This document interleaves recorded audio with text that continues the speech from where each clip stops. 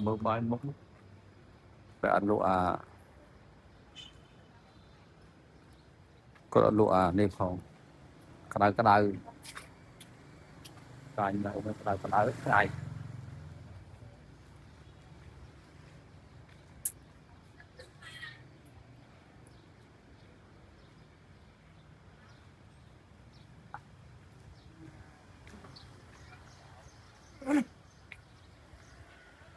Em nghe rồi, nghe mặc bao rồi em. rồi bên đây nhưng mà phê nhá không cái y nó can sẽ thằng làm này hai đi sọc mai thôi mai là xem cái hai chơi vậy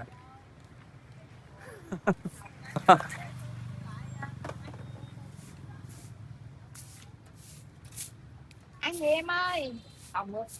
Nó ba chị đâu không à? Em anh không sao được. để cho hộp bay với Mình đặt sớm đó. Rồi chịu dở nhận thôi. chẳng hộp bay vậy bay đừng có nó đâu Đây thế chẳng ấy cái đó. Bài ai thì người tình được. đừng có bóp thêm ông hàng ông sớm ông què gì chứ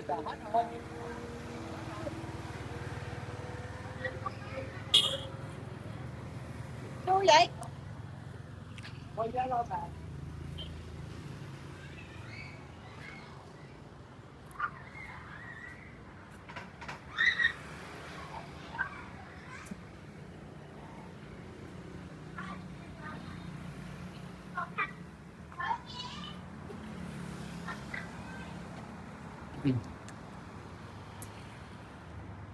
cái đá này cái thơ đây nè em cái thơ xuân đó ca đấy cũng mang cháu nó bóng cao tiên bán bên đấy hay phải to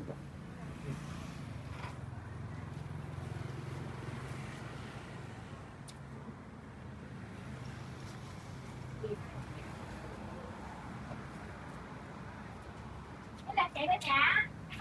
rồi đứa nó on lên đó.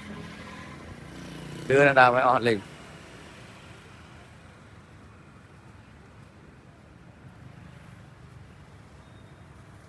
mình đào mà nó cốt anh đang thấy mình khơi nó cốt cái phố đấy này đọc tôi có lên rồi người ta lộn lươn có on lên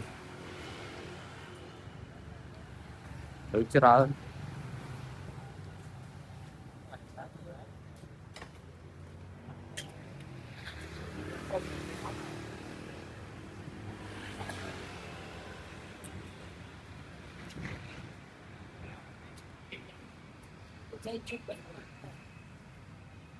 đó cái thức miếng là đây đó tôi đã về thôi mà hàng quê cái này trong coi hoặc là quê trong coi nên chắc là ba làm rất nhiều cái lại tôi ở điểm cho phải đôi sót nó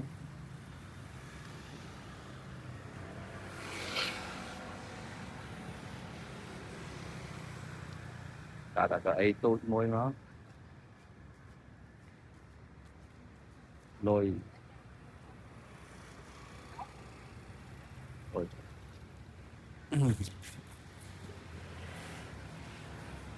à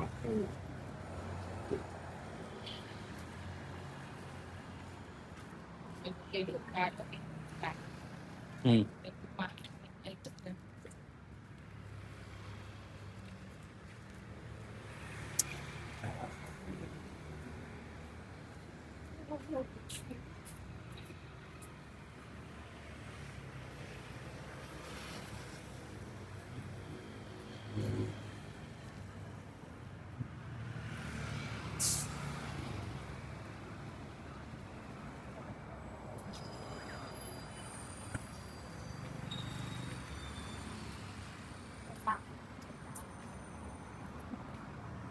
không sợ phải tục chùa là kìa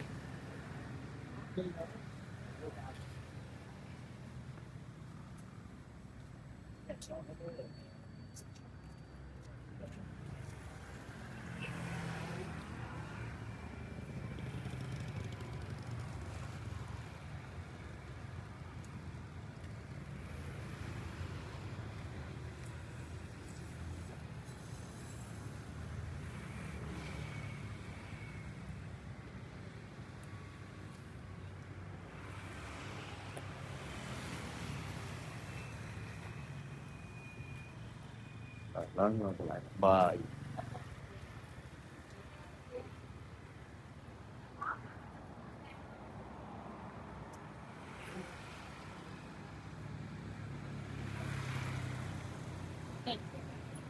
tình Đấy, cái bật rồi. cây mốc vậy lô ta vào quanh lô ta mọc bên ngay biển Đấy, đi còn đi không tính này. thì phải đâu có đâu được quanh lô ta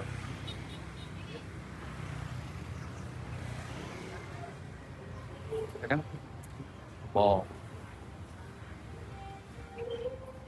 quay theo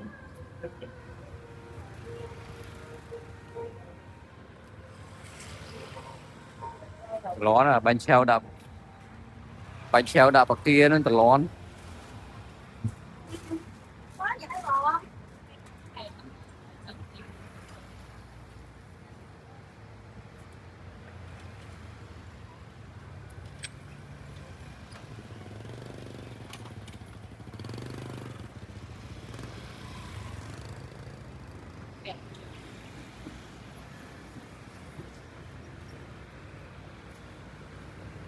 phải tối rồi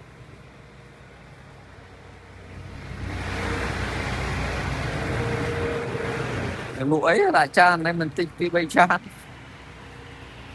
Và đặt bài du nó lại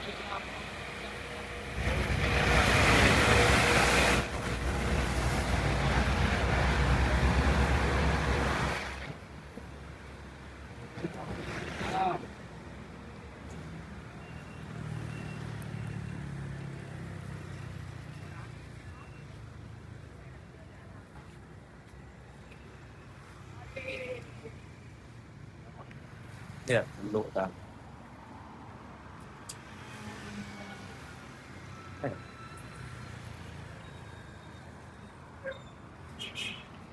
cái dàn chọn xe nè ở đây đây hút lên nâng bỏ dàn chọn xe mà off đấy ở đây hả khôi hộp nó rồi đấy khôi hộp nó tới dàn chọn xe mà off khôi lên hết đấy một hộp tổ bánh kho rồi là đây trên lầu chộp ngon rồi à canh tay canh canh tay cào ok Campuchia hả Campuchia à mà ăn hai đem về muôi mua cơm Campuchia có Campuchia nó con chó là Campuchia à cơm à hai người một để ai đây đang hộp hỏi chọn mà bọt từ từ tiền bởi bao thanh nè có cái phố này nhưng mà phim sơ đây ba người vô vậy đi cây này xe y phải coi đây sân mà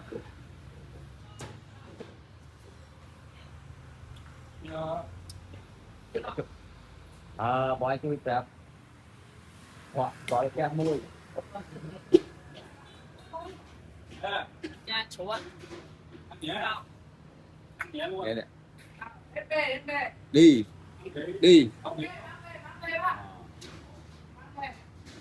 Ai cơm bộ ok đặt bát vô là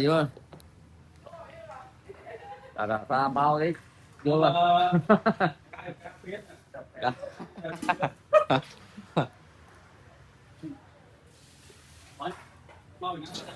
bao được nạc đi không